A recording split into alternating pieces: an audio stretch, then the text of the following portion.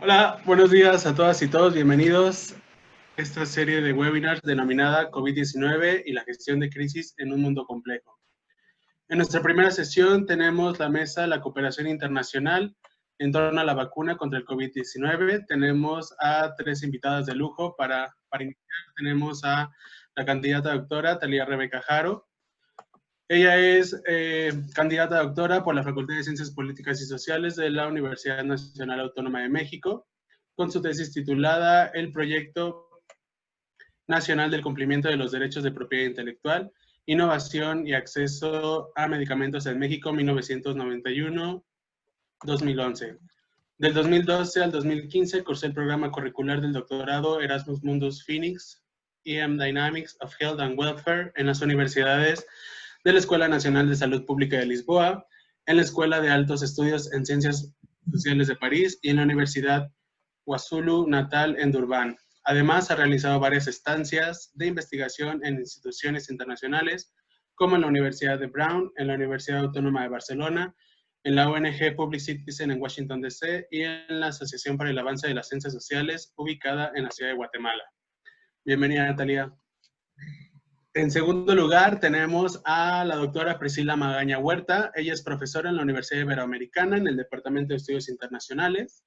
Es doctora en Ciencias Políticas y Sociales por la Universidad Nacional Autónoma de México con la tesis de investigación El Poder Suave de China, propuesta de análisis alternativo. Adquirió la maestría en Estudios en Asia y África con la especialidad en China en el Colegio de México y la maestría en Relaciones Internacionales en la Universidad Pompeu Fabra en Barcelona. Asimismo, es analista en temas de China y Hong Kong en el programa Primer Movimiento de Radio UNAM y ha participado como panelista en diversos foros sobre estudios asiáticos. Bienvenida. Muchas gracias. En tercer lugar, tendremos la intervención de la presidenta del Centro Olof Palme, María Cristina Rosas, y coordinadora académica de este evento. Ella es profesora e investigadora de tiempo completo en la Facultad de Ciencias Políticas y Sociales de la UNAM desde hace 33 años y pertenece al Sistema Nacional de Investigadores. Es doctora en Relaciones Internacionales por la Facultad de Ciencias Políticas y Sociales de la UNAM. También es doctora en Estudios Latinoamericanos por la misma institución y maestra en Paz y Resolución de Conflictos por la Universidad de Uppsala. Es autora de un centenar de libros sobre negociaciones internacionales, así como en tópicos relacionados con la seguridad nacional e internacional y la política global. Es consultora de organismos internacionales y gobiernos en torno a negociaciones comerciales internacionales. Además, es columnista en las revistas Etcétera y Alcaldes de México, en el diario Río Grande Guardian, miembro del Consejo Editorial de Globalítica, al igual que comentarista sobre temas internacionales en 11 Noticias, en Asia Amenaza con Leonardo Curcio en ADN 40, en el canal del Congreso, en CNN en español, Sputnik News, Radio Educación, Radio UNAM y diversos medios impresos y digitales extranjeros. Buenos días, doctora, bienvenida. Gracias, buenos días, saludos a todos y a las participantes y a todos los que se conectaron para este webinar. Antes de comenzar, le quiero recordar a nuestros invitados e invitadas en el webinar que pueden utilizar el chat para mandarnos sus preguntas y comentarios. También recordarles que nos pueden seguir en la transmisión a través de Facebook y YouTube en caso de que hubiera una interrupción. Y les comento brevemente, vamos a tener 3 rondas. La primera va a ser de 10 minutos para cada una de nuestras ponentes, donde nos van a hablar de sus principales aportaciones sobre el tema. Posteriormente tendremos una ronda de preguntas, aproximadamente 5 minutos entre preguntas y respuestas, y una ronda final para conclusiones. Le pedimos atentamente a todas nuestras invitadas e invitados en la sala de Zoom que mantengan sus cámaras y micrófonos apagados en todo momento. Sin más, comenzamos con Thalía, por favor. Hola, muchísimas gracias por la invitación, doctora. Estoy muy contenta de estar aquí y presentar lo que en estos meses se está organizando sobre la cooperación internacional en torno a la vacuna del COVID-19. Primero que nada, quisiera hacer unas cuantas remarcaciones sobre el hecho de que ni las vacunas ni los medicamentos sustituyen las medidas de salud pública que son recomendadas desde el siglo XIX. Y en este sentido, la siguiente, por favor.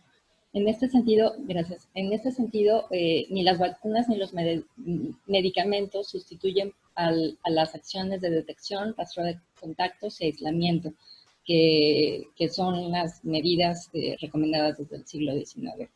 Esta epidemia no hay magic bullets, como se le conoce en el término en inglés, y bueno, y entonces ante esta falta de estas tecnologías médicas, el comportamiento individual, estas cuestiones de utilizar la máscara o estar aislados, de permanecer en casa, es la única estrategia para evitar la enfermedad. Siguiente. Siguiente. No. Ahí voy. Gracias.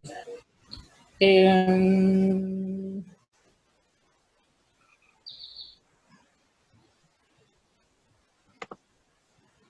tuve un problema técnico. Sí, bueno. La siguiente cuestión respecto a esto, antes de comenzar a explicar la iniciativa COVAX, es que hay que cuestionar también el paradigma, porque el paradigma en el cual hemos estado en esta pandemia es que es uno militar en el cual un patógeno invade un cuerpo sano.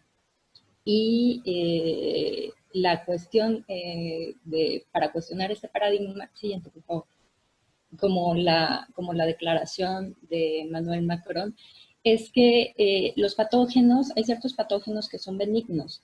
Entonces, no es necesariamente de que el patógeno esté invadiendo el cuerpo sano, sino también habría que replantearnos el hecho de que los humanos, o sea, hemos estado invadiendo ciertas fronteras ecológicas y a través de esta invasión que hemos hecho pues, a la naturaleza, no es que ellos están invadiéndonos, sino que nosotros hemos invadido sus hábitats.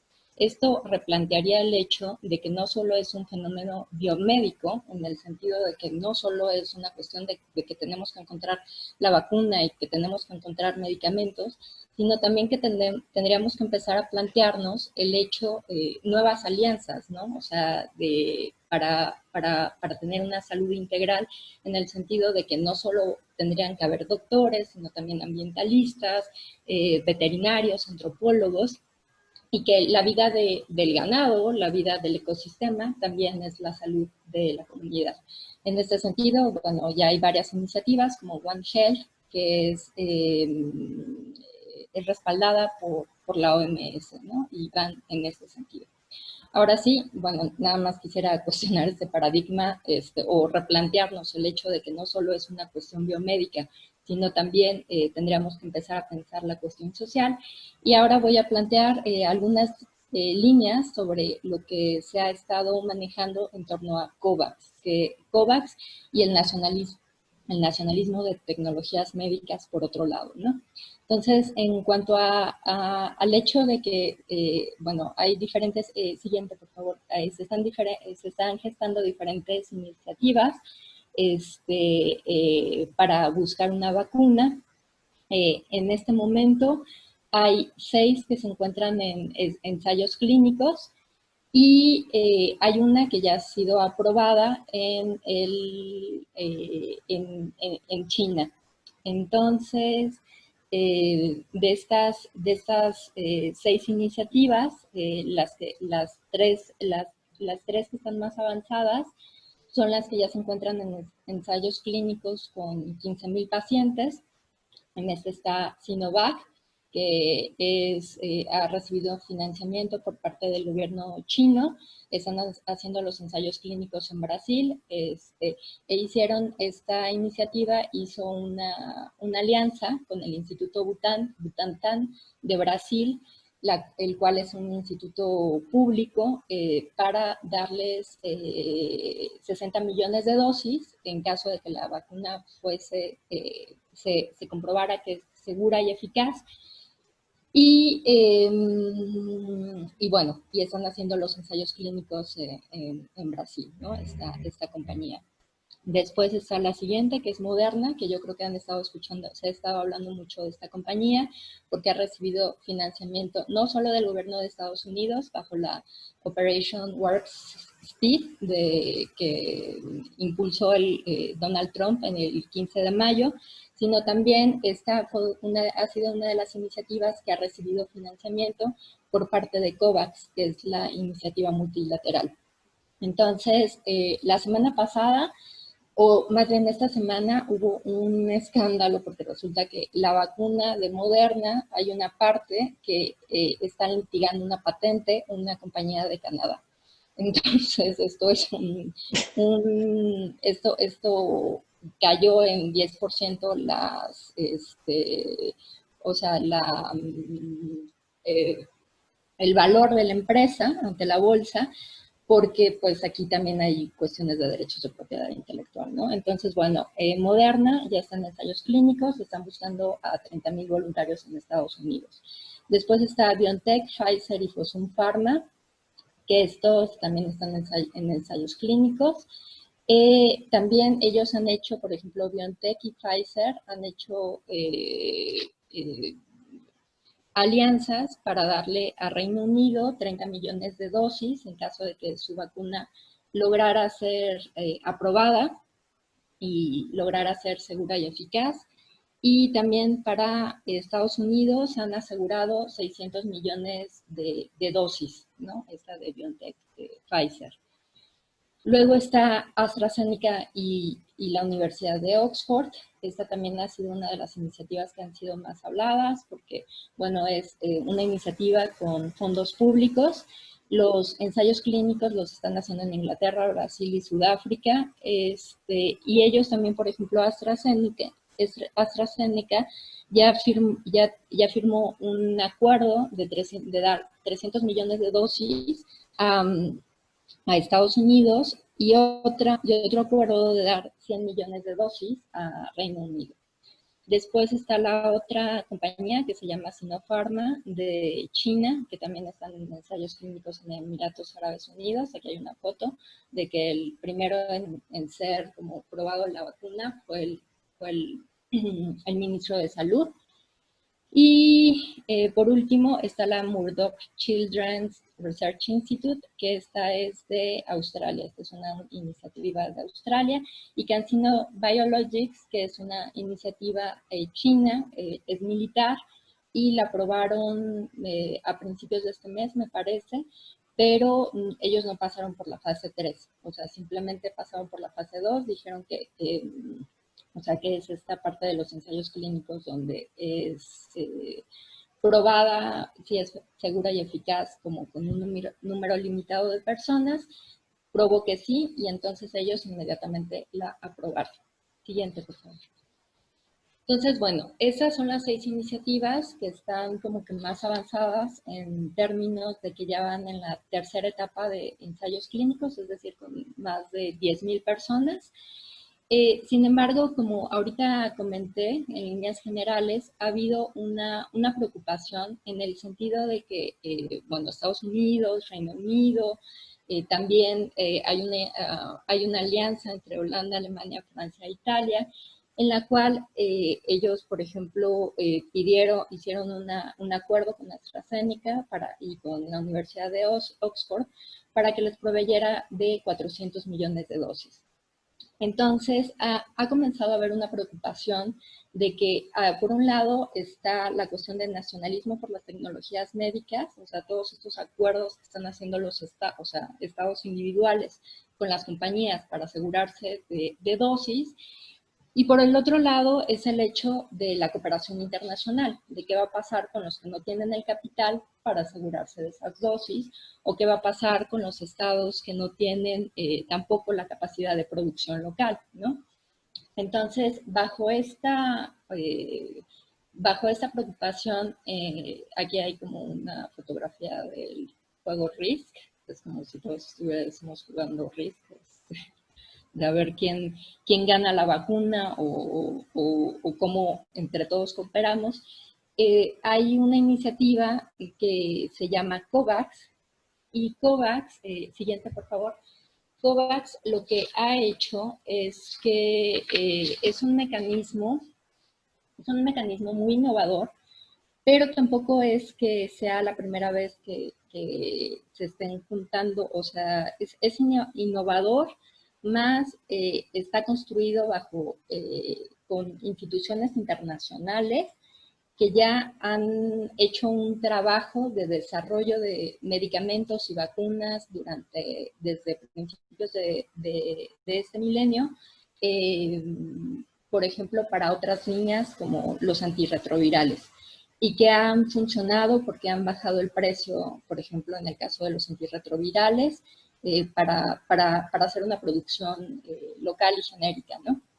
Entonces, bueno, esta iniciativa que se llama COVAX está dentro del acelerador de acceso a las herramientas contra COVID-19. Hasta ahorita hay 75 estados que han mostrado interés en suscribirse, más hay 90 estados de bajos ingresos que no podrían tener, o sea, la capacidad adquisitiva para dar dinero para comprar la vacuna, pero que también están incluidos en esta iniciativa. Entonces, en total son 165 países que representa el 60% de la población mundial. Hay también que como enmarcar esta cuestión de que esta iniciativa está en la transición. Bueno, en la literatura se ha explorado mucho esta cuestión de que hay una transición de la salud internacional a la salud global desde principios de este milenio, en el cual ya no solo es el Estado o el Estado a través de la OMS, o sea, que son los que delinean las líneas de salud internacional, sino que también ya hay más actores en la arena internacional, como por ejemplo las filantropías, como por ejemplo las organizaciones no gubernamentales, como por ejemplo, bueno, y en filantropías, por ejemplo, ahí entra Bill y Melinda Gates, que también han dado dinero para este tipo de iniciativas, ¿no? Entonces, bueno, ¿cuáles son las intenciones los objetivos de COVAX? Bueno, el primero es distribuir 2.000 millones de dosis a finales del 2021 sin importar la capacidad de pago. Entonces, en estos 2.000 millones de dosis significa que a cada estado le va a tocar 20% de cada, o sea, cada estado va a tener acceso a 20% de dosis de vacunas con respecto a su población. Entonces, y esto, hasta cubrir el 20% de su población, y esto primero es en términos para cubrir a los trabajadores de salud, y después para cubrir a grupos con comorbilidades, y después, bueno, ha habido también allí como un debate sobre el hecho de que ha habido grupos vulnerables, ¿no? Entonces, que los estados tendrán que empezarse a plantear que, por ejemplo, en términos de etnia, en términos de profesiones, a quién se le tendría que distribuir esa vacuna, ¿no? Yo pensaba que, por ejemplo, aquí en Ciudad de México, o sea, entre las profesiones con mayor mortalidad han sido choferes y han sido jornaleros, ¿no? Entonces, que para esas personas tendrían que estar incorporadas en ese 20% de la población más vulnerable. Después, entonces, en estos 2.000 millones de dosis, además, 950 millones de dosis van para países de altos ingresos, y medio altos, que en este caso México se encuentra en medio alto, 950 para bajos y bajo, medio bajo, y 100 para situaciones humanitarias. En esto de situaciones humanitarias se refiere al hecho de que hay, o sea, en el caso de que haya así brotes infecciosos incontrolables, como ahora en Brasil, entonces para ellos van mayores dosis, ¿no? Bueno, entonces, de esto, a ver. 3 minutitos, por favor. 3 minutitos. Ok. Se pretende que haya 10.000 millones de dólares Entonces, la cuestión aquí es que los estados, o sea, cuando, por ejemplo, México ha mostrado interés en añadirse, inscribirse a esta iniciativa, tendría que destinar una cuota, tanto para financiar la investigación y el desarrollo. Ahorita explico, hay una serie de CEPI, es el que está seleccionando cuáles son las iniciativas a las que hay que darles dinero. Entonces, los estados tienen que poner de su bolsillo para darle dinero a estas iniciativas y que se agilicen los ensayos clínicos, ¿no? Ese es por un lado, para dónde se va a ir el dinero. El otro es que tiene que haber un compromiso de adquisición consolidada de las dosis.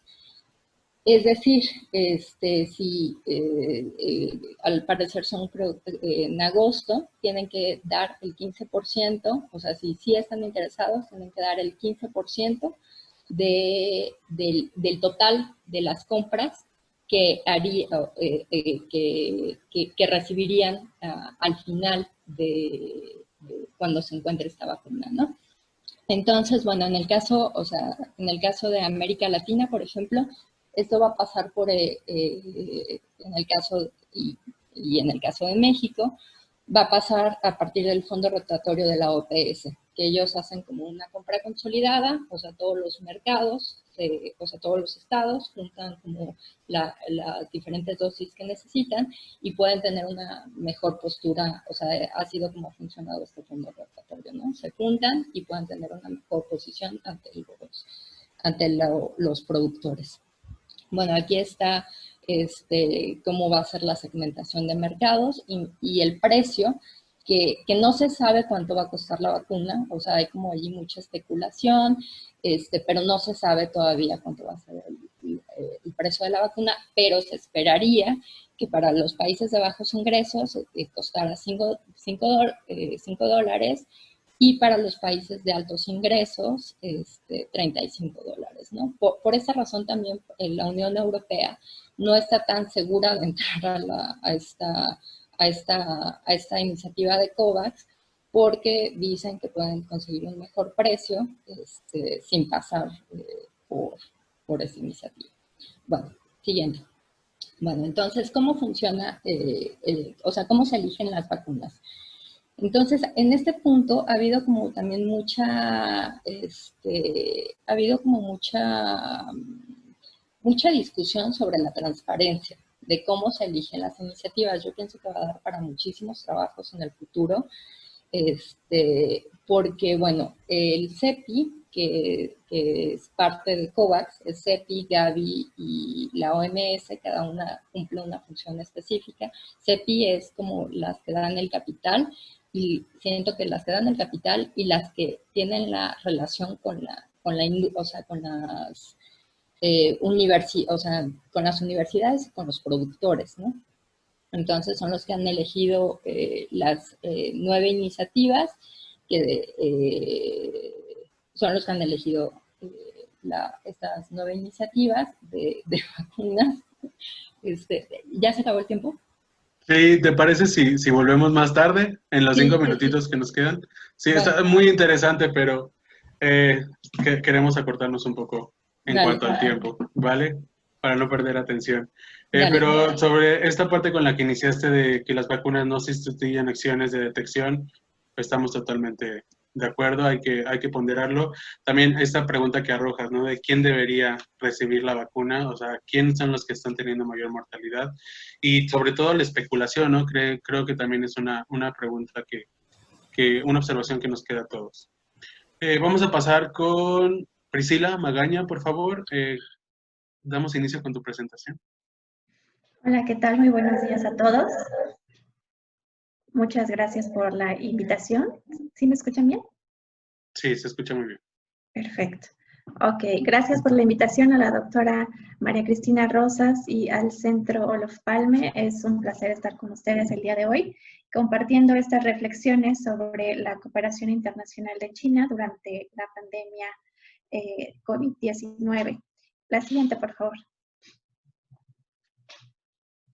Una cuestión fundamental a la que me voy a abocar en esta ocasión es la politización de la pandemia COVID-19 en el marco de la guerra no solamente comercial, sino tecnológica entre Estados Unidos y China.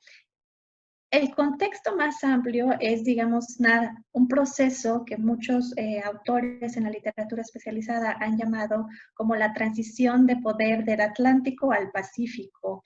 Hemos visto cómo en teorías de transición de poder, este estado en el que el hegemón teme alguna variación en el equilibrio del poder, suscitan este tipo de conflictos y tensiones que, como hemos visto desde hace ya un par de años, desde la administración del presidente Donald Trump, se han agitado y exacerbado a un nivel no solamente retórico, sino ya práctico en las estructuras económicas, y que se ha movilizado también en las estructuras ideológicas, sobre todo con instrumentos de poder suave, como lo vamos a ver un poco más adelante. El brote de COVID-19 debe de llamarnos no solamente por la naturaleza obvia que tiene para la humanidad. La salud global se ha vuelto un tema estratégicamente vinculado a esta distinción entre las grandes potencias, entre el hegemón y China, entendido como una gran potencia, como así se autodenomina, y como una potencia regional y la segunda potencia económica de nuestro planeta. En ese sentido es como debemos nosotros entender la retórica del presidente Trump cuando se dirige a la participación, si así podemos llamarle, de China en el surgimiento del brote del COVID-19. Que, como hemos visto, la literatura, la ciencia especializada en biotecnología, pues ha afirmado que este brote fue completamente de origen natural, ¿no? A pesar de estas, certeras afirmaciones, vemos cómo el presidente Trump se ha dirigido hacia su público, el público que lo votó y el público estadounidense, además de la audiencia internacional, para seguir legitimando las acciones que su gobierno ha emprendido contra la pandemia en su territorio. Aquí les pongo este tweet de la famosa diplomacia del Twitter de Donald Trump, en el que llama el virus chino a esta pandemia, y cómo fue uno de los pequeños ejemplos con los que la retórica del presidente Trump empezó con los ataques. El punto es que esta retórica es simplemente una herramienta más para exacerbar en el imaginario de la audiencia internacional el sentido negativo y la percepción negativa que se tiene sobre China. En México, el ejemplo claro son los memes que hemos visto en las redes sociales, de cómo hay una imagen de una persona asiática frente a un plato de una sopa con un murciélago, en el que el meme cuenta: si hubieran hervido el murciélago no hubiera pasado esto.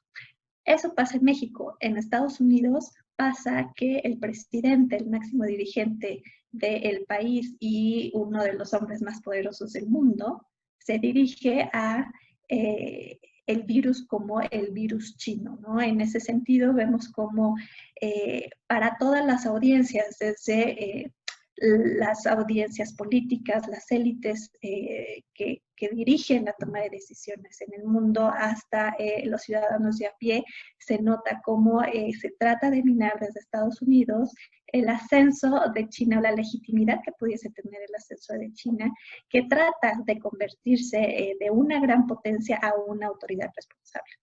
Es fundamental esta categoría de autoridad responsable en el sentido que, como lo vamos a ver un poco más adelante, China ha estado tratando de cambiar en el discurso, en el consciente colectivo de la comunidad internacional, su imagen.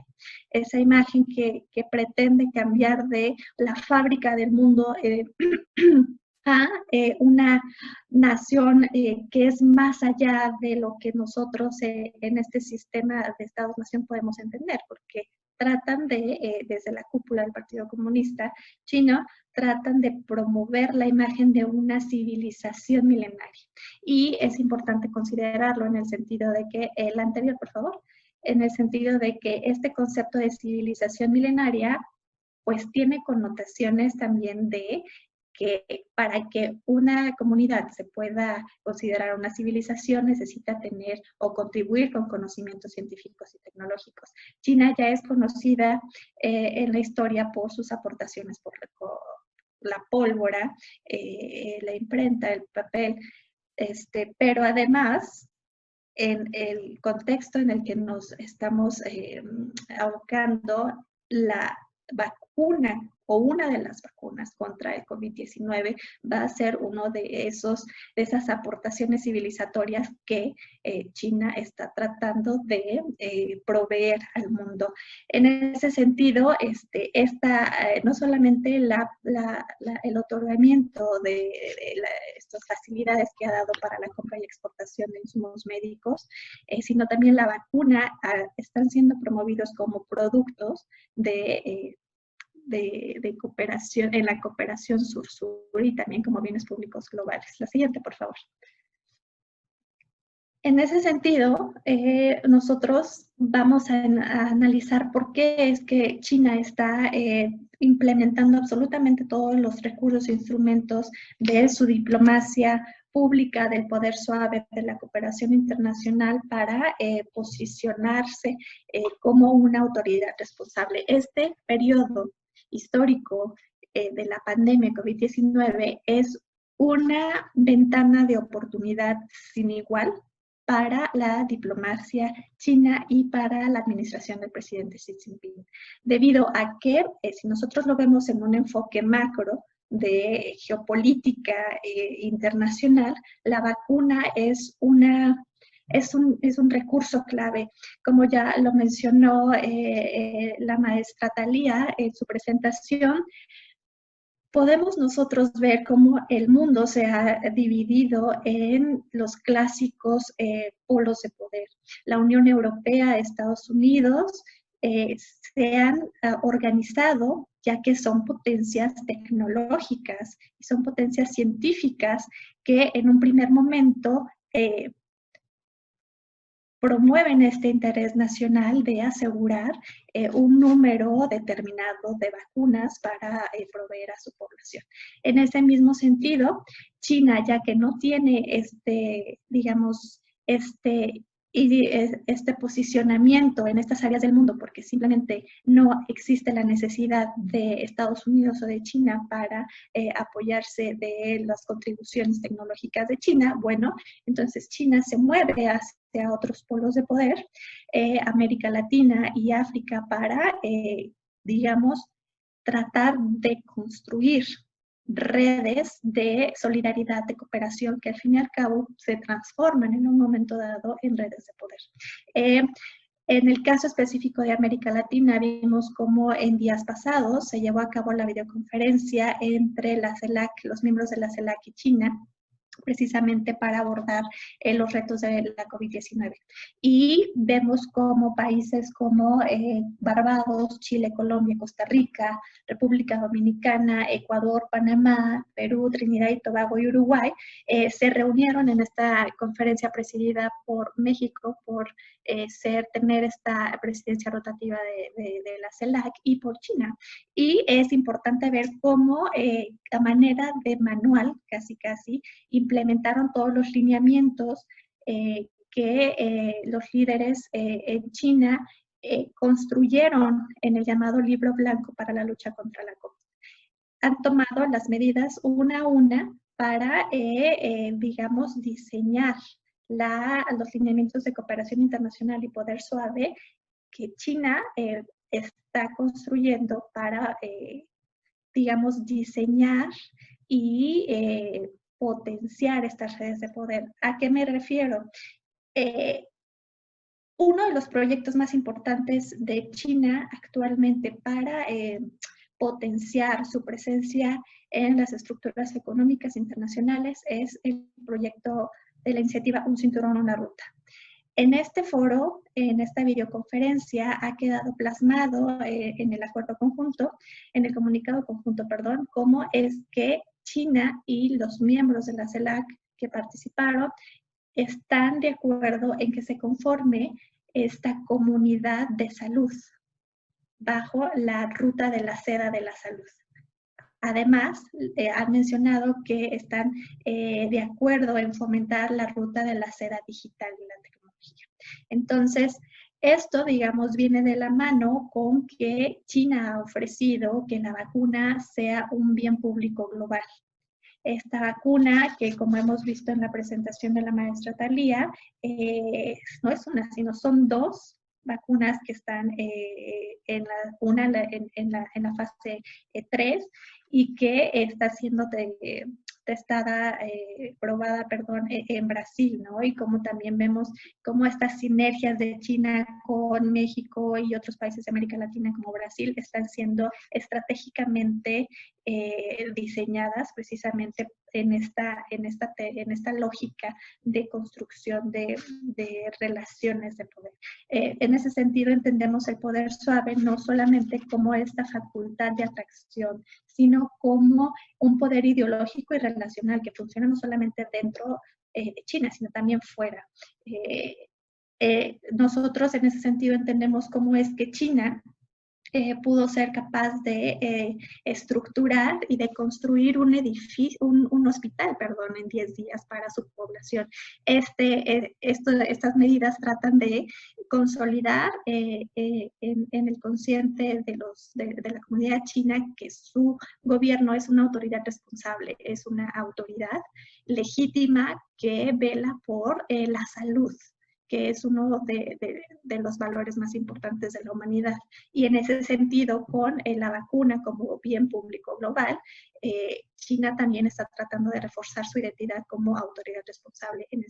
Es por esto que llamo a esta pandemia de COVID-19 como una gran oportunidad para la diplomacia china y para la política exterior de China para construir y cimentar esta identidad de autoridad responsable. En México lo podemos ver con ciertos instrumentos de cooperación sur-sur en el puente aéreo México-China. Es una cuestión fundamental que nosotros debemos reconocer cómo la diplomacia mexicana se ha diversificado y ha logrado estar en estrecho contacto con Estados Unidos y con China sin que esto implique un conflicto para el Estado mexicano. Y vemos cómo se han rendido frutos y el puente aéreo es un ejemplo de cómo el poder suave de México y cómo el poder suave de China pueden funcionar con las mejores sinergias. Y bueno, en ese sentido, mis conclusiones son que el COVID-19 es uno de los escenarios, si lo vemos en términos de geopolítica, es un escenario más en el que nosotros podemos estudiar esta dinámica de grandes potencias. Y tal vez no este año, ni el siguiente, ni en 5 años, pero tal vez podamos ahora construir cómo es que estas transiciones de poder o estas dinámicas de transición de poder se están construyendo y sobre todo en un contexto tan difícil como la pandemia. Muchas gracias. Gracias a ti, Priscila, por tus interesantes aportaciones de relacionar esta parte del COVID-19 con la búsqueda de la vacuna y la política internacional. Esta lucha entre Estados Unidos y la República Popular China, cómo Donald Trump ha estado ocupando esta diplomacia de lo que le llaman la diplomacia del tweet para desinformar más que nada a la población y crear un sesgo, ¿no?, hacia el pueblo asiático. Vamos a dar paso a nuestra última expositora. No sin antes, le quiero lanzar una pregunta a nuestras y nuestros invitados sobre los temas que estamos tratando. Aquí les va pensando en un escenario próximo, en el caso que se desarrolle una vacuna contra el COVID-19. ¿Quiénes creen ustedes que deberían ser los primeros en recibirla. El personal de salud, los pacientes, la población de alto riesgo, de conformidad, diabetes, obesidad, hipertensión, población de alto riesgo por edad, niños, adultos mayores, quienes puedan pagarla, el presidente de México, migrantes indocumentados, comunidades indígenas. Hay más opciones, población urbana, esto es dependiendo de su percepción. Los invitamos a participar, emitan su voto y al final daremos a conocer los resultados. Entonces, sin más preámbulo, María Cristina Rosas, por favor, nos comparte su presentación. Muy bien. Bueno, yo quiero reflexionar pues acerca de toda esta polémica que se ha suscitado en torno a la vacuna y quiero hablar un poco de los procesos que hay que sortear para tener una vacuna. Hacer una vacuna no es sencillo, como lo explicaré. Y por otro lado, confrontar también esto con el tema de los tratamientos. Obviamente los tratamientos pues ya operan en términos de que la enfermedad está ahí y hay que atenderla, mientras que la vacuna sería una estrategia clave para la prevención. Dicho esto, si podemos ver cómo se hace una vacuna, por favor. La manera de hacer una vacuna, como pueden observar en esta transparencia, que pues también está disponible en el portal de la UNAM, que pues tiene información muy, muy valiosa respecto al coronavirus y en general respecto a medidas que deberíamos adoptar para mitigar la progresión y la incidencia de la enfermedad. La idea de las vacunas, el origen de las vacunas, pues tiene una larga historia, pero generalmente todo apunta a Jenner, a este investigador británico que tiene el crédito de haber creado la vacuna contra la viruela. Quiero decirles que en toda la historia de la humanidad, la única enfermedad que la humanidad ha logrado extirpar de la faz de la Tierra vía vacunación es la viruela. Esto no lo deberíamos de perder de vista porque hay un montón de enfermedades que diezman a la población mundial, enfermedades que han vivido con nosotros por largo tiempo y al día de hoy 30 de julio de 2020, solo tenemos vacunas para 28 enfermedades. Esto lo pueden corroborar en el portal de la Organización Mundial de la Salud. Tenemos vacunas para el anthrax, no para todos los tipos, para el sarampión, rubiola, para el cólera, para la enfermedad meningocócica, para ciertos tipos de influenza, para difteria, para las paperas, para el tétanos, la hepatitis A, la tosferina, la tuberculosis, la hepatitis B, la enfermedad neumocócica, la tifoidea, la hepatitis C, la polio, la encefalitis transmitida por garrapatas, que es una enfermedad muy, muy terrible, la influenza hemofílica, la rabia, la varicela, el herpes zóster, el virus del papiloma humano, la gastroenteritis por rotavirus, la fiebre amarilla, el dengue y la encefalitis japonesa. La viruela fue declarada extinta por la OMS en 1980. Han pasado 40 años desde entonces. Desde entonces no hemos logrado extirpar de la faz de la Tierra ninguna de las otras enfermedades para las que tenemos vacunación. Entonces, me parece importante traer este tema a colación. La siguiente imagen, pues pueden ver lo que es la viruela. Enfermedad ya extinta, pero que podría, y ahora hay una preocupación en el mundo por el uso de agentes biológicos, virus, toxinas, bacterias, para hacer daño. Hay todo un aspecto de bioterrorismo que está presente en las mentes de muchas naciones y hay stocks de la viruela en los arsenales biológicos de las grandes potencias para fines de análisis, para fines de desarrollar posibles vacunas en el caso de que hubiera una liberación deliberada de la enfermedad o surgiera una nueva cepa, ¿no? Que eso pues también es algo que puede ocurrir. Ahora, quiero hablarles rápidamente sobre los tratamientos y las vacunas. Los tratamientos, como comentaba en el inicio de la presentación, pues básicamente existen para mitigar algo que ya está en curso. Cuando la enfermedad está en curso, tenemos que encontrar formas de paliar la enfermedad, de sanar a los enfermos. Y hay básicamente tres tipos de tratamientos. los antivirales que se desarrollan para prevenir que el virus se multiplique. Por lo tanto, los problemas secundarios asociados a la enfermedad se podrían frenar o mitigar. Los tratamientos no van a erradicar el virus, pero sí los síntomas. Por ejemplo, con antiinflamatorios o aquellos que eviten la coagulación o las trombosis. Habrán escuchado que pues, un tratamiento muy recurrente para las personas que enferman inicial y se encuentra en las etapas iniciales es darle una aspirina, porque la aspirina, el paracetamol, tiene la propiedad de evitar las trombosis, la formación de coágulos. Y bueno, estos son ejemplos de tratamientos antivirales. El segundo es el reposicionamiento de fármacos o compuestos cuya seguridad ya se conoce. Fíjense ustedes, no se ha hablado de Rusia mucho, pero Rusia, nosotros recordamos que en la Guerra Fría fue una potencia biológica, de guerra biológica, y que había un laboratorio muy famoso, el Biopreparat, que se construyó en los de los años 70, en lo más álgido de la Guerra Fría, precisamente para desarrollar armas biológicas. Ese laboratorio se supone que fue desmantelado. Sin embargo, Rusia tiene una tradición de investigación médica y de investigación biológica de virus, bacterias y toxinas en prevención de recibir ataques con fines de hacerle daño, con fines bélicos. Así que, bueno, Rusia actualmente cuenta, y yo creo que este es un remanente de su Biopreparat de la Guerra Fría, cuenta con tratamientos para enfrentar el coronavirus, porque cuando en 2002-2003 se desarrolló el SARS en Asia y cuando en esta década que acaba de pasar se desarrolló el MERS, el síndrome respiratorio agudo severo de Medio Oriente, que es otro coronavirus muy letal.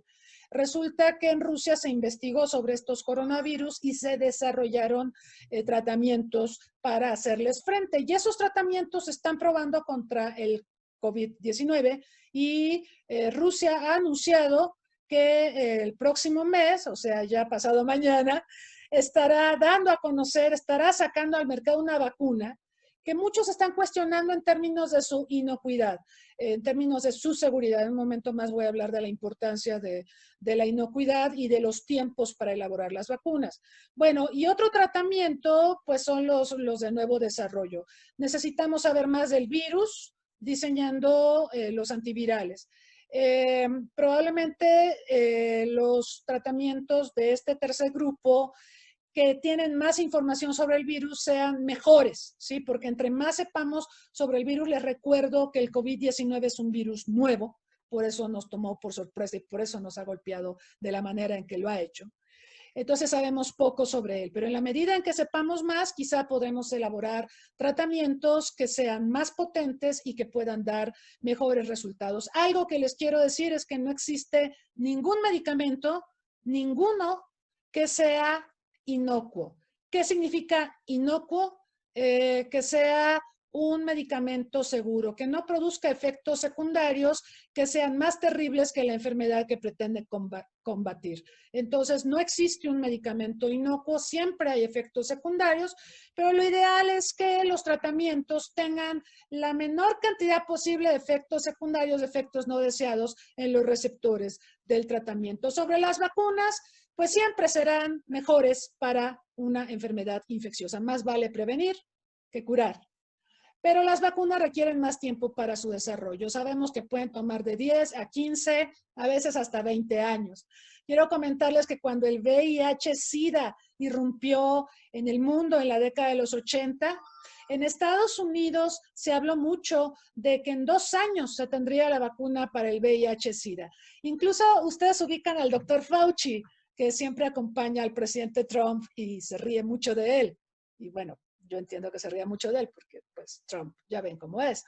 El doctor Fauci es una de las autoridades en la investigación para el VIH-Sida, pero ya pasaron casi 40 años de que el VIH-Sida irrumpió en la escena mundial y no tenemos una vacuna. ¿Qué es lo que tenemos? Tratamientos. La gente puede vivir con VIH y tener calidad de vida.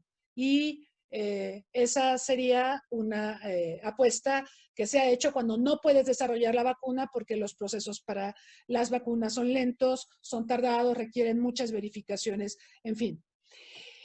También las vacunas son buenas porque no solo combaten síntomas, sino también la transmisión, por lo cual pues sería muy deseable tener vacunas.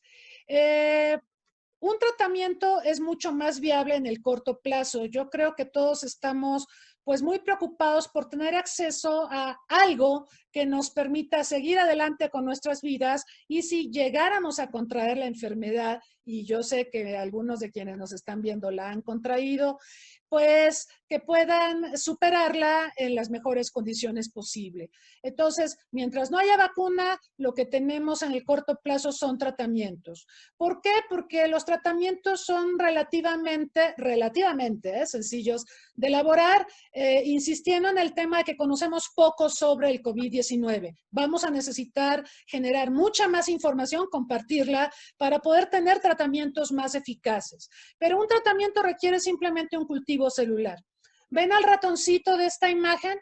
Pobrecitos ratoncitos, ¿verdad? Como ellos comparten un genoma 95% idéntico al humano, pues son las especies preferidas para probar vacunas y tratamientos, pues prácticamente para la mayoría de las enfermedades que golpean al ser humano. Una vacuna, pues sí requiere procedimientos de pruebas de laboratorios, hay que infectar al ratón, hay que ver cómo se comporta, hay que desarrollar los antídotos, inocularlos en el ratoncito, ver cómo se comporta, y es un proceso que toma mucho tiempo. Ya después que se pasan estas fases de prueba, pues se procede a hacer las pruebas, obviamente, en seres humanos, voluntarios, y cuando se demuestra que pues es inocuo o que tiene efectos secundarios mínimos, es cuando pues ya se procede a la producción. ¿Quiénes llevan la delantera en estos procesos, tanto de tratamientos como de vacunas? Bueno, ya lo explicaron tanto la doctora Priscila como la maestra Rebeca. Simplemente puntualizar, hay países que pues han hablado mucho del tema.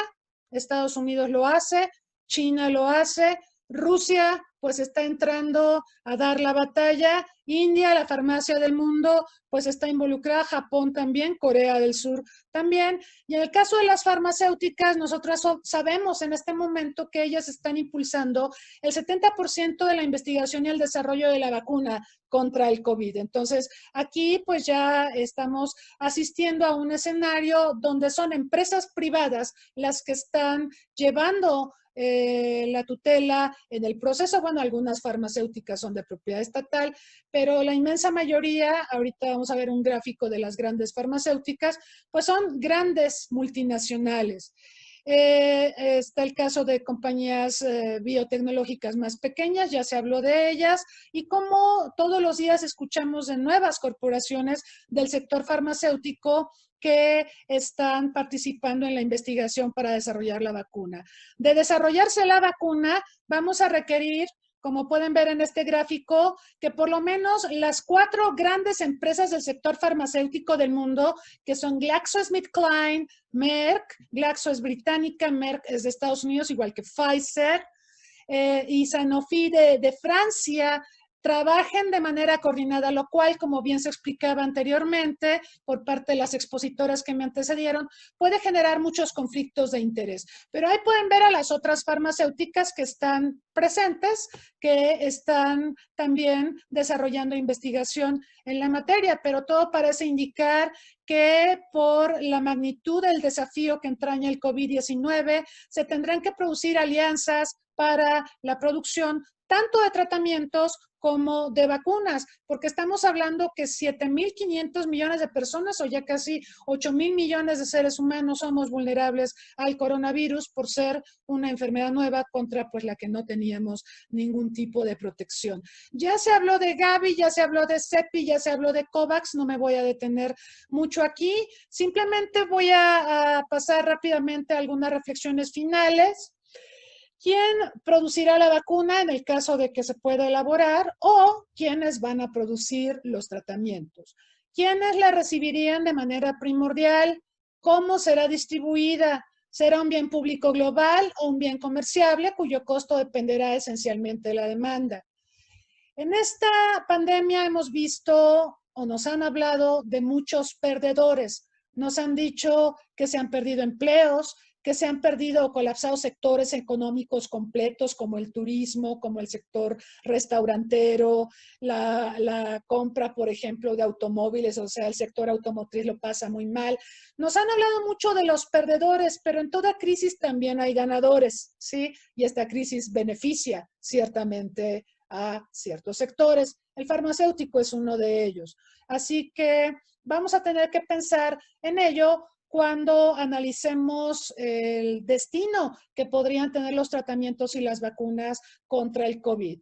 Y bueno, hemos visto también una especulación en las bolsas de valores por parte de las farmacéuticas. Cuando Moderna dijo que desarrolló un prototipo de vacuna que generaba anticuerpos en las personas en quienes se probó, subieron sus acciones de inmediato en las bolsas de valores. Entonces vamos a ver también mucha especulación financiera alrededor del tema de la vacuna. Aspectos sobre los que los invito a reflexionar: la inocuidad y efectos secundarios. Me preocupa la velocidad con la que se está trabajando para producir una vacuna y que se pudiera pasar por alto efectos secundarios de estas vacunas. Este es un tema importantísimo, por eso tenemos tan pocas vacunas en la historia de la humanidad, porque toma mucho tiempo hacerlas, porque también, pues obviamente hay que probar que sean inocuas, que no causen un daño mayor que aquel que están pretendiendo combatir. Por supuesto, hay decisiones políticas, hay enfermedades de larga data, la enfermedad de Chagas, para la que no tenemos una vacuna. Tenemos el cáncer, no tenemos una vacuna, tenemos tratamientos, pero no hay una vacuna. El VIH-Sida, como comentaba, no tenemos una vacuna, a pesar de que es una enfermedad de casi 40 años que llegó a nuestras vidas. Entonces, ¿por qué no hay una vacuna? Puede ser por razones políticas, porque el mercado potencial para desarrollar una vacuna, como ocurre con Chagas, no es atractivo, es un mercado de países pobres, de consumidores de bajos ingresos, o puede ser también por el tema de la inocuidad, de que sean seguras, de que no provoquen efectos secundarios indeseados. Hay que medir, por lo tanto, el porcentaje de efectividad. Algo que no se ha debatido es el tema de los fenotipos, ¿sí? Ustedes habrán escuchado que se descifró el genoma mexicano y que en el genoma mexicano se encontraron genes, yo los rebauticé como los genes gorditos, no es que los genes sean gorditos. Lo que pasa es que en los genes, en el genoma mexicano, encontramos evidencia de que hay una predisposición de los mexicanos a padecer obesidad, ¿sí? Esos son los fenotipos, cierta predisposición genética a padecer enfermedades. Pregúntense, voy a moverme al gráfico que tenemos a continuación. Pregúntense por qué si en el mundo la tasa de letalidad del COVID es de 3.91, ¿por qué en México es del 11.10? ¿Por qué de cada 100 mexicanos que se enferman, 11 mueren? ¿Sí? ¿O por qué en Reino Unido de cada 100 británicos que se enferman, 15 mueren? ¿Por qué? Hay muchas explicaciones, el perfil demográfico, el estado de los servicios de salud, pero también hay un tema que no se ha abordado y yo los invito a reflexionar y conocer más al respecto a propósito del fenotipo, del genoma mexicano, del genoma británico, del genoma ruso, en fin. Aguas, reflexionen sobre esto con el movimiento antivacunas. A lo mejor, con todo este esfuerzo que están realizando las farmacéuticas y demás, a lo mejor tenemos la vacuna, pero ¿qué vamos a hacer con los que dicen que vacunarse no es bueno? Seguramente ustedes conocen, yo conozco mucha gente, que cuando viene la influenza, cuando viene el frío, dice, ay, no me voy a vacunar porque me enfermo. Y eso es parte del pensamiento antivacunas. Por supuesto, hay movimientos antivacunas todavía más preocupantes, el famoso círculo bíblico que dice que mejor hay que enfermarse para que el cuerpo desarrolle sus propias defensas y que lo que no te mata te hace más fuerte, tararí, tarará. Y el movimiento antivacunas ha sido muy fuerte con el sarampión. Ustedes saben que ya mucha gente no vacuna a sus hijos contra el sarampión porque piensan que si los vacunas contra el sarampión van a sufrir taras o van a padecer idiotez. Hay todo un movimiento anti-sarampión, antivacuna sarampión, respaldado en estas absurdas suposiciones. Entonces, tenemos un movimiento antivacunas con el que vamos a tener que lidiar si llegamos a desarrollar la vacuna contra el COVID-19 o las vacunas contra el COVID-19. No podemos dejar de lado las teorías conspiratorias, ya hace un momento la doctora Priscila hacía alusión a ellas.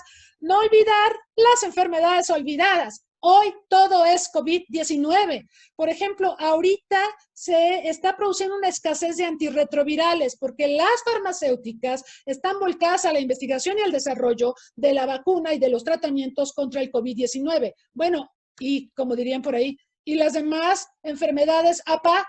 ¿Quién va a producir los medicamentos para todas las demás enfermedades? ¿Y qué pasa con enfermedades olvidadas como Chagas y otras más? Entonces, los invito a reflexionar sobre eso y, bueno, recordarles que esta es la segunda pandemia del siglo XXI. Ya tuvimos el H1N1 en 2009, donde México fue protagonista. Hay que prepararnos para la siguiente pandemia. Esto no se ha acabado. De hecho, el COVID no se ha acabado. Creo que ya estamos en segunda ola, según dijo la OMS, y vienen más pandemias. Entonces, hay que prepararnos. Y un dato de la OMS dice que desde los años 70 del siglo pasado se han identificado nuevas enfermedades sin precedente a un ritmo de una o más por año, en tanto que en estos momentos hay 40 enfermedades que eran desconocidas tan solo una generación atrás. Las nuevas generaciones no conocían enfermedades que pues han surgido cada vez con mayor celeridad. Entonces, preparémonos para la nueva pandemia y, bueno, hablarles de otros aspectos que sin duda tendrán que ser evaluados. La crisis ambiental, cómo está impactando en la salud, esto del murciélago o no. Lo cierto es que hemos invadido el hábitat de un montón de especies y eso nos expone, nos pone en contacto con ellas y es más sencillo que pudiéramos contraer enfermedades de las que ellos son portadores. Entonces, atención con ese tema. Y dos cosas más, con esto termino. La cooperación internacional en materia de salud pública en medio de la crisis del multilateralismo. Estados Unidos se retiró de la Organización Mundial de la Salud, pero pues es un actor fundamental. Vamos a ver qué pasa en las elecciones de noviembre, si gana Biden, pero lo cierto es que no podemos dejar de contar con Estados Unidos en medio de una crisis de salud como la que estamos enfrentando. Necesitamos una nueva diplomacia en salud global y también, pensando en el caso de México, no es el único, políticas de Estado, no de gobierno, en materia de salud, que no sean sacrificadas por criterios políticos. La salud tendría que ser un bien público global. Sin salud, verdaderamente no podemos hacer nada, no podemos funcionar. Muchas gracias, María Cristina Rosas, por tu intervención. Creo que presentaste un pool de posibilidades, bastantes aristas que deben seguirse considerando y que, por supuesto, trataremos de hacerlo a lo largo de estas semanas que estaremos trabajando en estos webinars. Ya tenemos algunas preguntas de las y los participantes. Yo invito a las y los participantes que sigan respondiendo la encuesta que lanzamos. Ya hay por ahí algunas cifras que daré a conocer más adelante. La primera pregunta, voy a leer las 3 preguntas que tenemos y empezaremos con con Talía, después Priscila y final María Cristina. 3 minutos. Ahora sí les voy a silenciar el micrófono, ¿ok? Ya también ustedes ahí las tienen. El primero es en este debate en cuanto a lo que planteaba María Cristina entre si surge la vacuna y qué va a pasar con los movimientos antivacunas. María Fernanda Suárez pregunta, ¿es de esperarse un reavivamiento del debate entre las libertades individuales y el bien común? La segunda pregunta es de Eduardo Mesa. ¿A cuál de las iniciativas para desarrollar la vacuna convendría que nuestro país se incorporara? Una pregunta más nos habla de cómo lograr que las grandes empresas farmacéuticas dejen de lado sus intereses económicos a un lado en pro del bien común. ¿Los estados deben reglamentar esta cuestión? Le pregunta Felipe Galindo. Y Alice nos pregunta si se van a enviar por correo las presentaciones. No, no se van a enviar por correo, se van a transmitir posteriormente en YouTube y en Facebook.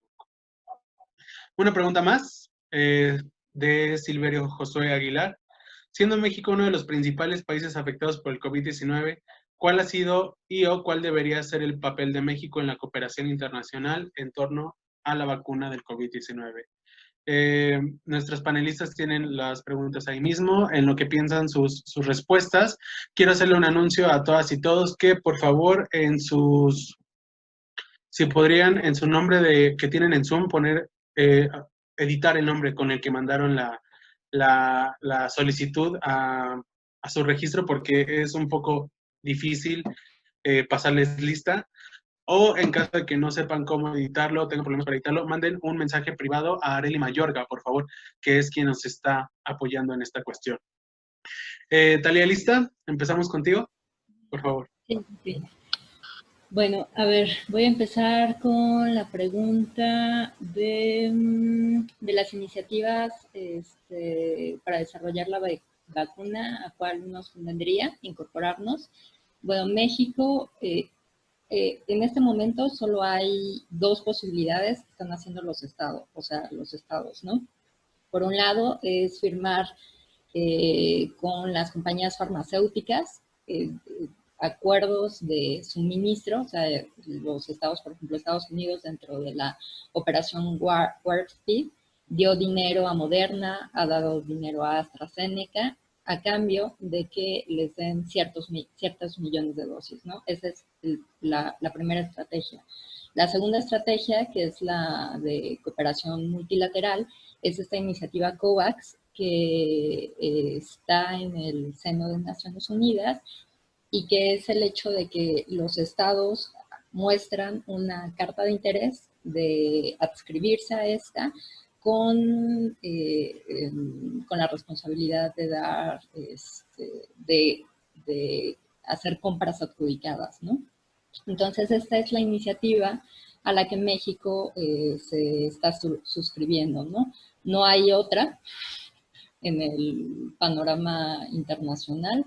Entonces, yo pienso que el punto de COVAX es que lo que se está mencionando de las razones por las cuales les conviene también a los países, por ejemplo a Estados Unidos, de suscribirse, es que incluso si a las que están apostando no funcionan esas vacunas, tienen como un backup, o sea, tienen un respaldo con estas 9 iniciativas que COVAX está respaldando y que tendrían acceso al 20%, o sea, al 20% de dosis para su población, ¿no? Eso por un lado. Por el otro lado, ha habido allí la cuestión esta de cómo lograr que las grandes empresas farmacéuticas dejen de lado sus intereses económicos. A un lado, en pro del bien común, los estados deben reglamentar esta cuestión. En esta pandemia ha sido muy interesante, o sea, ha habido como mucha crítica en cuestión a la transparencia. O sea, por ejemplo, todos estos fondos que COVAX ha dado, por ejemplo, a las 9 iniciativas, pero es en el ámbito multilateral, pero también que Estados Unidos ha dado dinero a AstraZeneca, o Reino Unido ha dado dinero a AstraZeneca, o a Pfizer, no se saben los términos en los cuales, o sea, los términos de estos acuerdos, ¿no? Y no se sabe, por ejemplo, en el caso de Reino Unido, firmaron el acuerdo bajo una cláusula de seguridad nacional. Entonces, en ese sentido, una de las cuestiones es sobre la transparencia y la reglamentación en la literatura. Si pueden leer, hay una autora que se llama Mariana Mazzucato, que ella ha abordado el hecho de qué pasa cuando industrias privadas son financiadas con financiamiento público, pero no regresa el dinero a la parte pública, sino que se queda en esta cuestión de especulación, o sea, por parte de la industria farmacéutica, cómo revertirlo para hacer sistemas de innovación simbióticos, ella lo llama, ¿no? Entonces, allí, pues justo es el punto, ¿no? De cómo crear esto, de que si yo te estoy dando tanto dinero, tú me tienes que dar un precio por las dosis que no sobrepase los precios de manufactura, ¿no? Entonces, pues allí es, por ese lado es esa cuestión. Después... Ok, sí, si quieres, damos oportunidad a las demás, porque ya estamos sobre tiempo. Sí. Okay. Priscila, por favor. Gracias, Talia. Sí, gracias. Bueno, para ser muy puntual, Respecto a la primera pregunta sobre el movimiento antivacunas, podemos darle una respuesta con un enfoque cultural. Y para ello puedo hacer rápidamente un señalamiento de comparación cultural.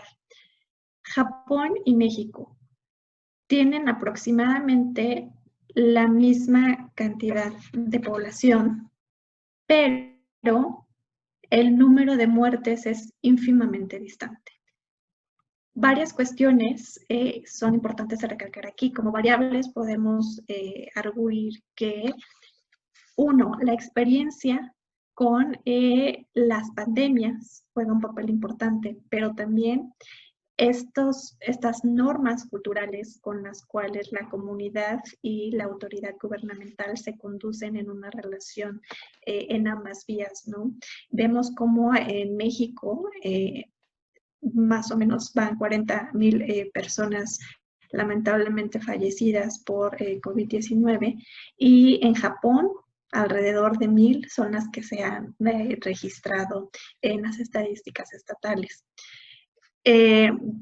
Una cuestión fundamental para ejemplificar esto es el uso del cubrebocas y la percepción de la población para el uso del cubrebocas y el uso correcto del cubrebocas.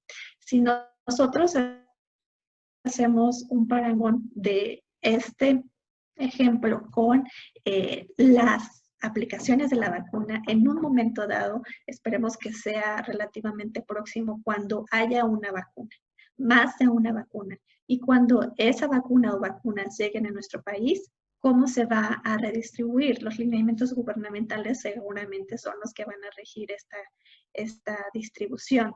Pero, ¿qué es lo que pasa con las vacunas de enfermedades que ya están en la Cartilla Nacional de Vacunación? Son los padres de familia los que llevan a sus hijos a los centros de salud o las que las compran en instituciones médicas privadas. Entonces, son los padres de familia, son aquellos que culturalmente están predispuestos a seguir y a abogar por la salud de sus hijos los que logran protegerlos con el uso de las inmunizaciones. En ese sentido, vemos cómo simplemente con salir a la calle uno podrá deducir quién se va a querer poner la vacuna y quién no. ¿No? Cuando vemos en el discurso público que no se cree que exista la enfermedad, cuando se cree que ha sido creada como control del gobierno, entonces es una cuestión cultural, una variable cultural que hay que tener en consideración.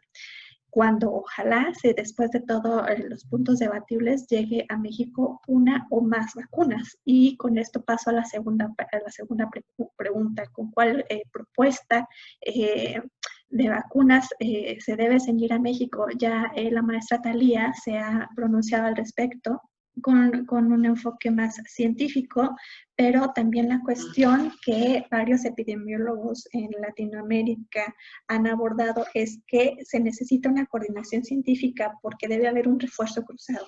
Es decir, es muy probable que se necesite la aplicación de más de un tipo de vacuna, porque hay vacunas de las cuales hasta este estado de investigación no se conoce el tiempo de cuánto va a durar o no el anticuerpo en el organismo humano.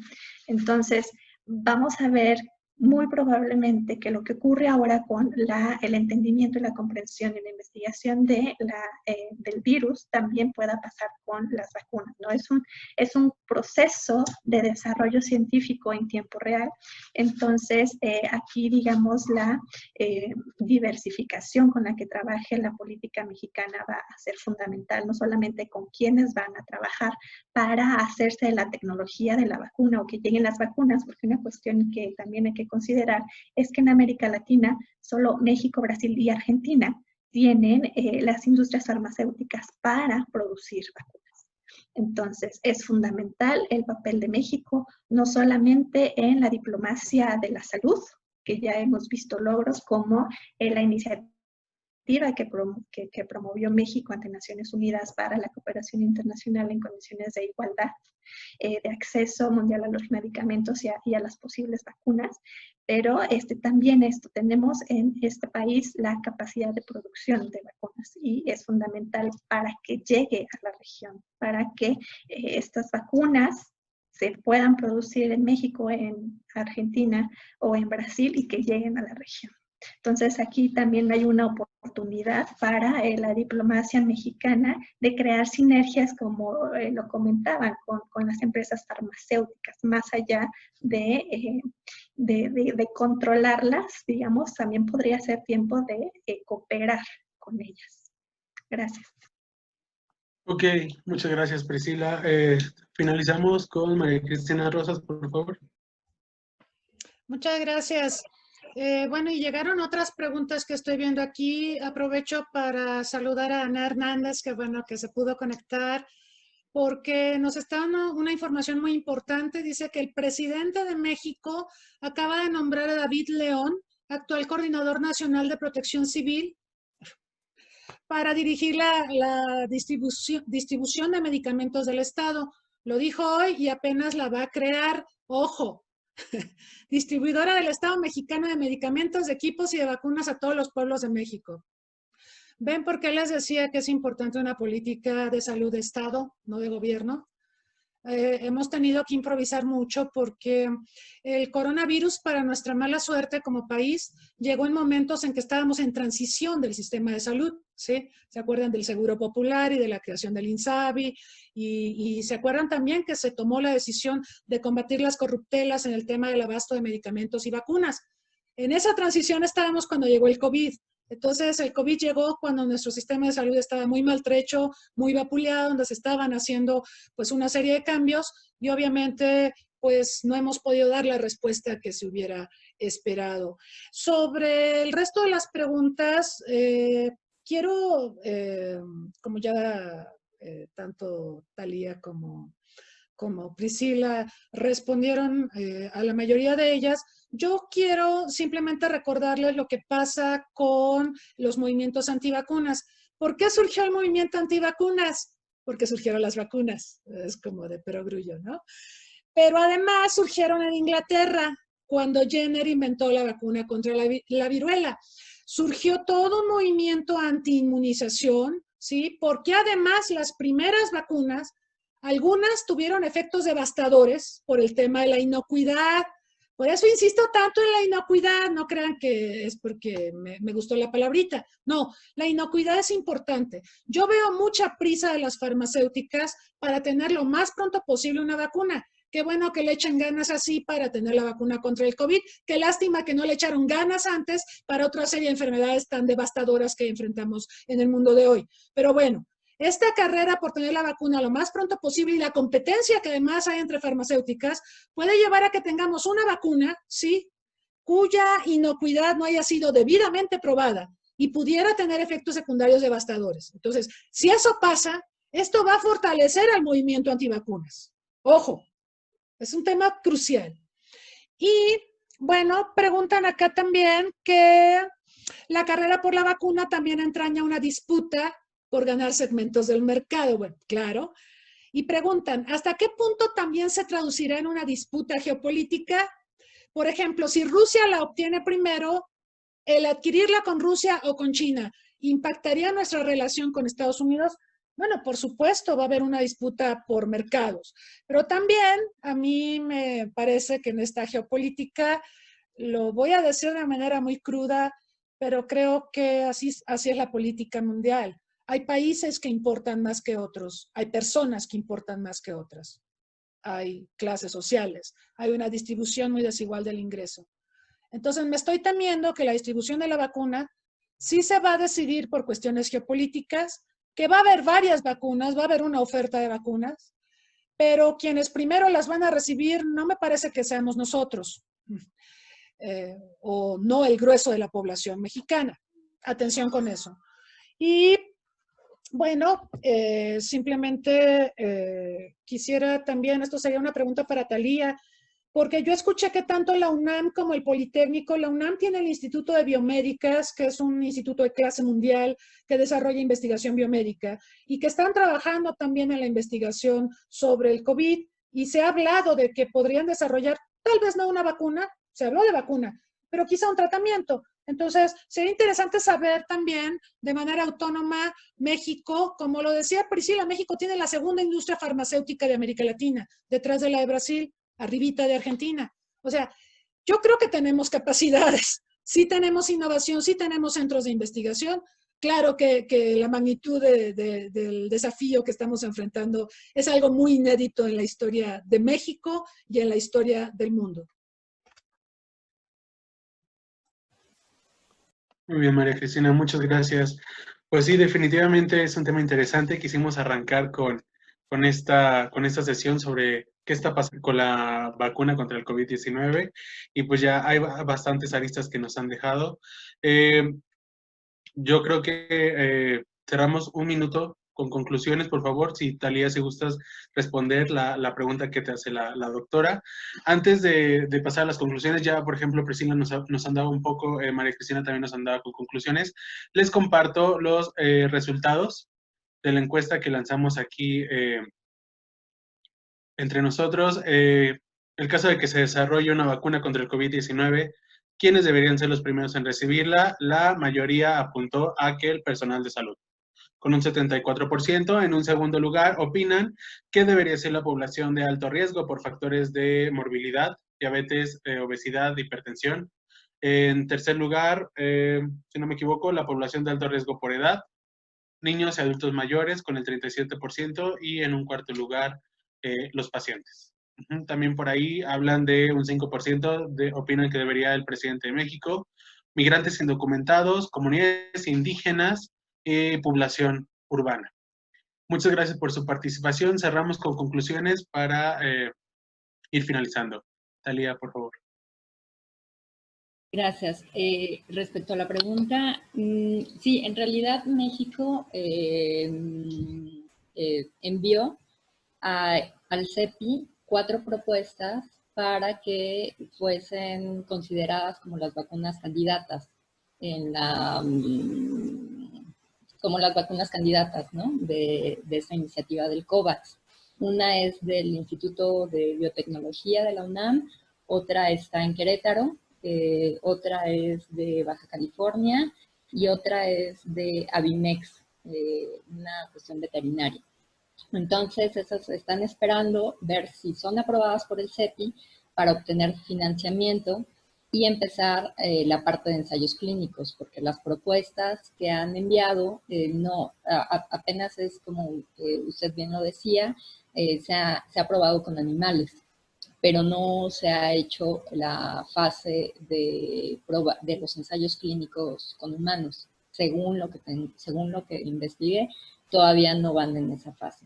Entonces, justo el dinero que recibirían del CEPI, que es esto que les decía que está como formado el CEPI, que da la parte de capital para las productoras, pero también para las universidades, para estas diferentes iniciativas de vacunas. La OMS, que da los estándares de precalificación, y el Gavi, que da el dinero para estos 90 países que van a quedar fuera, que no tienen capacidad adquisitiva para adquirir la vacuna. Entonces, bueno, está allí la propuesta de la UNAM, no se sabe, yo no tengo mayor información de en qué va, de si ya prosperó o no. En la iniciativa está muy bien porque hay de diferentes países, o sea, hay universidades, está la Universidad de Queensland en Australia, y justo ha sido como que la intención es que estén en diferentes países, que sean vacunas con diferentes métodos, o sea, que sea de una dosis, de 2 dosis, para que se pueda adaptar a la distribución, ¿no? O sea, no es lo mismo aplicarla en un campo de refugiados que aplicarla a una persona que vive en una ciudad, ¿no? Entonces, este diferente tipo de iniciativas se está apoyando por parte del CEPI, Y bueno, eso es lo que yo, hasta donde tengo entendido, allí va la iniciativa de México. Y sí, es cierto, yo también comparto con que México fuimos los primeros en producir la vacuna de polio en América Latina. Entonces, que tendría que haber una en la década de los 60, ¿no? Incluso la exportábamos a 65 países. Entonces, el punto del COVAX sería que no solo fueran que tendríamos que empezar a pensar que no solo fueran estas nueve universidades, estas 9 productores y universidades, sino que también dieran la tecnología una vez que estuviera, que se comprobara que fuese segura y eficaz, que se diera la tecnología a productoras locales, ¿no? O sea, productoras en México, productoras en Brasil, productoras en Argentina, y así que hubiesen muchos productores para poderla generar mayores cantidades, ¿no?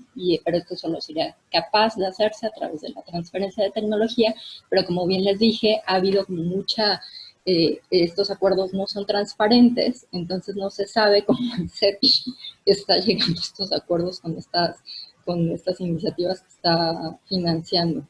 Entonces ahí es una de las cuestiones que quedan por hacer como mayor eco en la prensa para que no se quede así. Okay. Ya, eso es. Okay. Muchas gracias, Talia. También me preguntan si nos puedes compartir tu correo en el chat, porque por ahí tienen algunos comentarios, sí, si eres tan amable. Priscila, ¿algunos comentarios, conclusiones finales? Claro que sí. La COVID-19 ha evidenciado la naturaleza de la humanidad y también de las relaciones internacionales. Judith Butler nos habla de lo que para los seres humanos en este contexto de pandemia es la vida vivible. Cómo nosotros definimos lo que es una vida que se merece la pena vivir, que nosotros elegimos vivir. Y aquí entra un debate entre el beneficio individual y el bien público.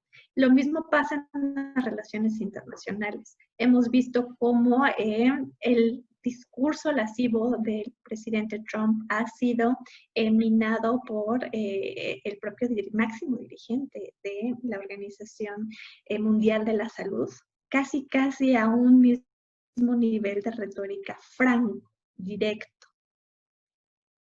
Ha parado estas estas nocivas aseveraciones de Trump de que ha sido mal dirigida la lucha contra la COVID desde Naciones Unidas.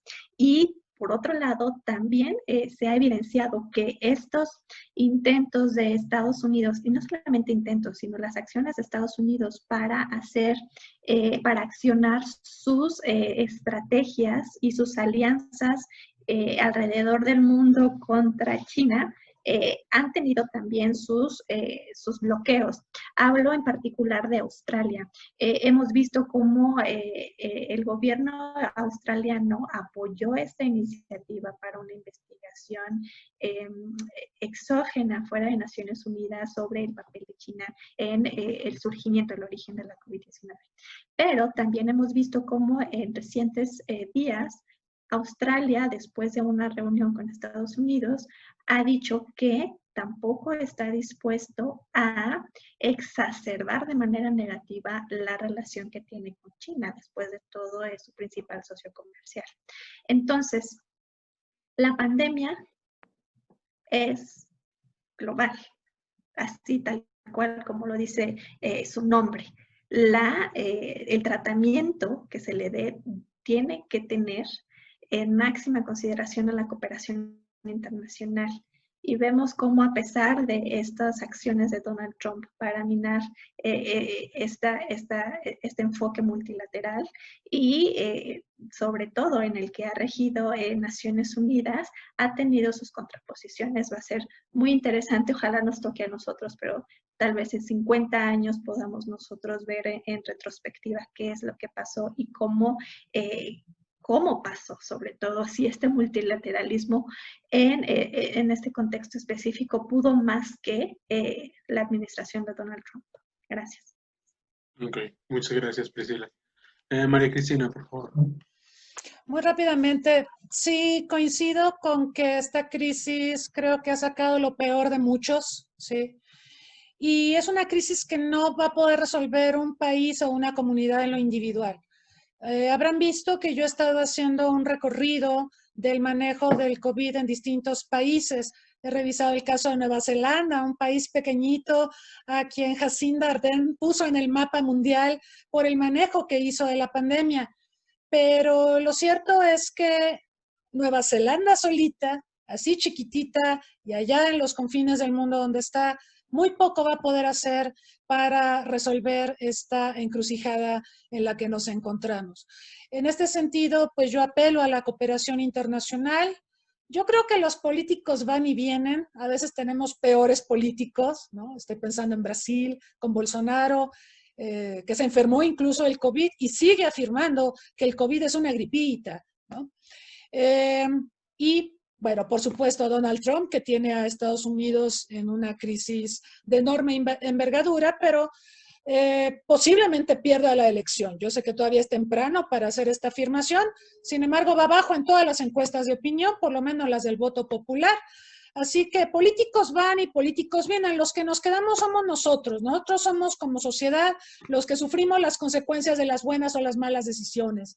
Entonces, también es importante empujar desde nuestras trincheras, es un poco el sentido de estos seminarios, la reflexión y solicitar a las autoridades mejores respuestas, mejores soluciones que las que nos están ofreciendo. También podemos ver lo que se está haciendo en otras partes del mundo y aprender de los errores de los demás o de las buenas decisiones que han tomado los demás. Cada país es, y su circunstancia, cada país es diferente, ¿sí? Desde el fenotipo que les decía, de los genes gorditos, del genoma mexicano, hasta cosas mucho más diversas. Somos sociedades distintas, sin embargo, estamos compartiendo una pandemia que nos ha colocado en una crisis económica, política, cultural y, para mi gusto, hasta civilizatoria. Sí, definitivamente hay mucho que decir de esto, ¿no? Justo ayer veía un programa que abordaba la cuestión de la pandemia desde la crisis civilizatoria, ¿no? Ya estamos hablando de un tema mayor, ¿no? Más preocupante. Pues nuestra hora se convirtió en hora y media. Muchas gracias a todas y a todos por su participación. Agradezco a las panelistas en nombre del Centro Olof Palme. Invito al público en general a compartir las páginas del Centro Olof Palme México con sus contactos, a que se inscriban a este seminario y a seguirnos en la transmisión de los próximos jueves. Les comparto que el próximo jueves tendremos el panel sobre COVID-19 y manejo de desastres. Muchas gracias a todas y todos. Nos vemos el próximo jueves. Que tengan un muy buen día. Hasta luego. Gracias.